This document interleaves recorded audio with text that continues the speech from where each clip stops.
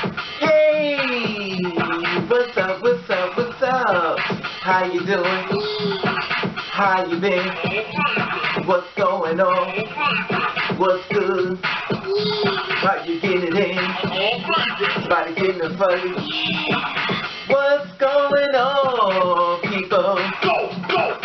Okay, I wanted to share this story with you. Her name is Roxana Hernandez. She was 33 years old. And you know, they're going through a lot of things with ICE and stuff at the border and stuff. And she, of course, she is a transgender woman and transgender woman immigrant. Caravan dies in ICE custody. Now, I want to share the story about this beautiful woman that's died and stuff. And of course, she was looking for a better life and stuff. So I want to share this with you as of today. Roxana Hernandez, a transgender woman from Honduras, arrives at the United States border earlier this month with a migrant caravan. Now, a transgender woman who traveled to the United States in a migrant caravan through Mexico has died while in custody of immigrant officials. Roxana Hernandez, 33 years old, of Honduras, died Friday at the hospital in Albuquerque, New Mexico. She died from what happened to be a cardiac arrest, according to the U.S. Immigrant and Customs Enforcement official. Hernandez was one of roughly 25 transgender and gender nonconforming individuals who joined the Central America immigrant caravan in April. She arrived in San California port entry near San Diego on May the 9th and seek asylum, according to the ICE in Puerto Rico, which organized Goddess and Caravan. She had been in custody for about 2 weeks waiting for deportation when she died. Declining health, several immigrant advocacy groups claim Hernandez died due to medical negligence by immigrant officials. During her first week in the United States, Roxy's body and spirit quickly deteriorated while incarceration and tortured like this. A joint statement by the group Portro Sin and Al says soon after asking for asylum, Hernandez was initially held into detention center by U.S. Customs and Border Protection. She was cold, lack of adequate food and medical care, and was held in a cell with the lights turned. On 24/7 a day. 24/7 a day, the lights was on, and the group said they called the detention center an ice box. A week later, ICE says she arrived at the transgender unit in a Carabola County Correction Center in Malone, New Mexico, a private-run federal prison for men who contract with ICE.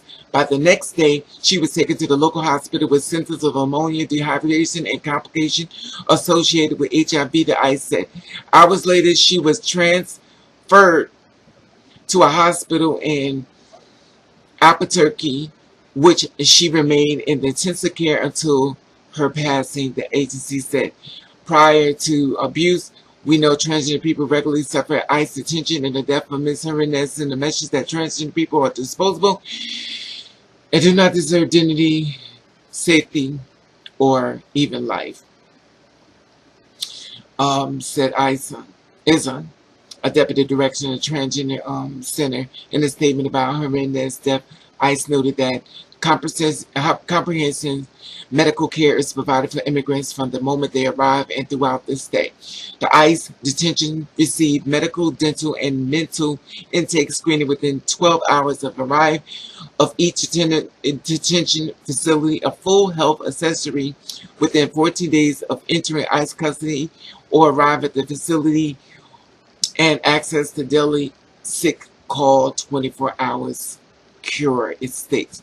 An autopsy determined that her cause of death is pending. Hernandez is the sixth person to die with ICE custody since October, according to ICE.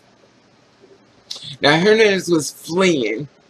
Hernandez left her native country in to flee the violence, hate, stigma, and vulnerability she suffered as a transgender woman.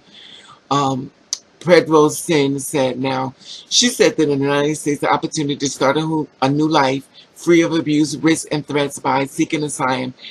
The organization said Hernandez was crossed by the U.S. patrol at least 3 times before she entered the country illegally, twice between 2005 and 2009. She was granted voluntary return to Mexico after she claimed that she was a Mexican. I said in 2014, Hernandez entered the United States for the third time and was deported shortly after, according to ICE.